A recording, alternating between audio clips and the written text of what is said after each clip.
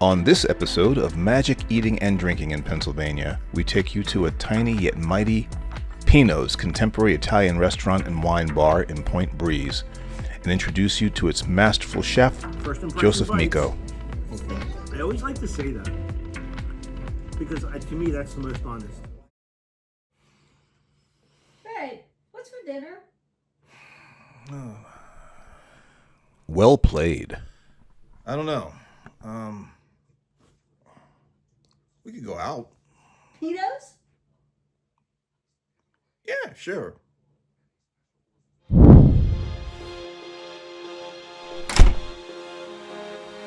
I need to change.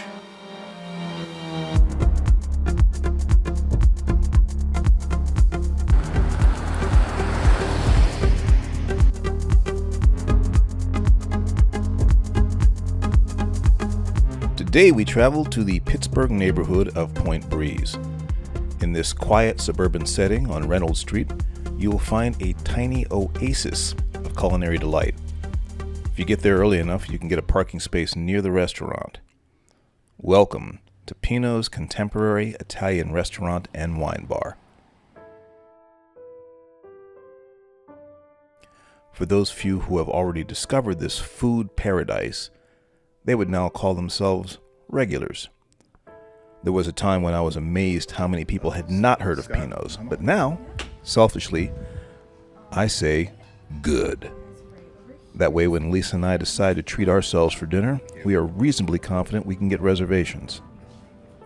As you can see, the main dining room is not very large,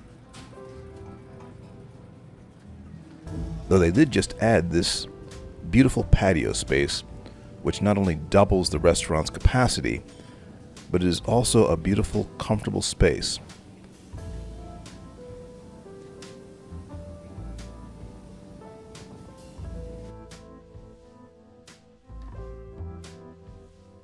And it looks even more lovely lit up under a night sky. But the bar is inside. So we took our usual seat by the window, which is close to the spirits. Or there's wine, if you prefer. Yes, they do know something about wine. It is in the name. For me, it's one of my go-tos, the Negroni. Pino's makes a great Negroni. But the main reason you come to Pino's is for the food, and oh my goodness, the food. Every single morsel is a bite of ecstasy, and every little bite is inspired by this passionate soul, Joseph Mico, better known as Chef Pino. The restaurant is a family affair as Chef runs Pino's with his lovely wife Jennifer and daughter Katerina and a top-notch, tightly knit staff. So go ahead, Scott. I want you to try this. Okay. So this is a celery root gratin with fontina cheese and cream leek.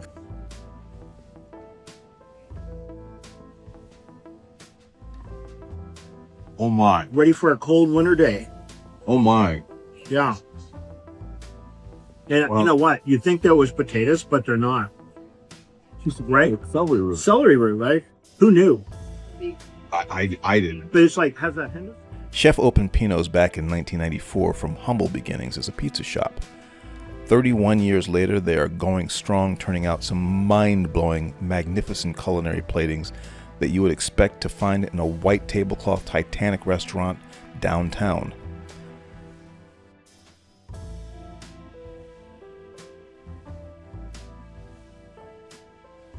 It's not unusual for Lisa and I to start off with a calamari appetizer. Their calamari is among the best we've ever had, but Chef is a big believer in that first bite. Sometimes the best opinion is unexpected. Like your first reaction instincts is what I always look for. It's honestly the most honest. I think it's the most honest way to get an honest opinion on whether or not someone likes your food. That's why when I serve food, like the pizzas, I always like to just go out there and I'm like, all right, first impression bites. Okay. I always like to say that because to me that's the most honest. I had no idea that what this was even going to be or Yeah, what it is. But it's just, you're absolutely right. My first bite was, it's good. I have no idea what it is, but it's delicious. But it's delicious. So it passed the delicious test before it passed the what is this test, I guess, before it processed in terms of identity. I get so much out of the feedback I get from people. Like, I would just want to make people happy. Right. First of all, when you can generate like wow and contentment just because you're putting something really delicious in front of someone, you get personal satisfaction out of that. It intrinsically feeds your spirit in a way that you just want to bring more of it out. When you bring more of it out, it's like a domino. You just want it to multiply. Do you remember that first time you came in? Yeah. And I was like, I knew I hadn't seen you in my restaurant before, because I always know when I haven't seen a face.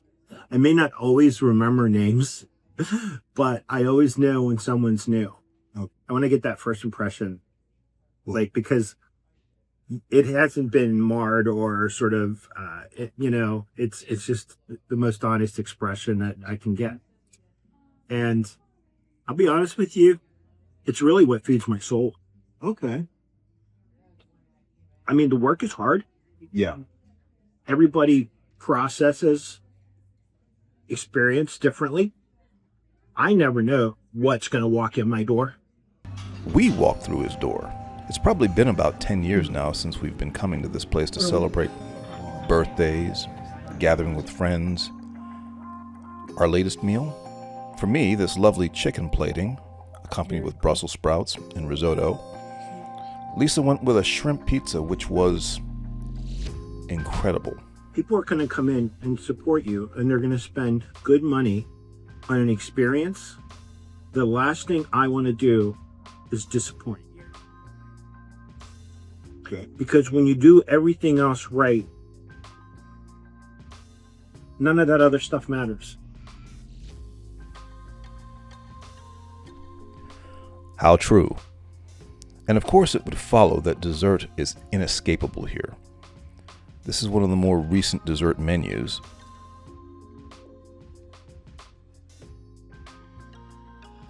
Over the years, Chef has put out some mind-blowing confections.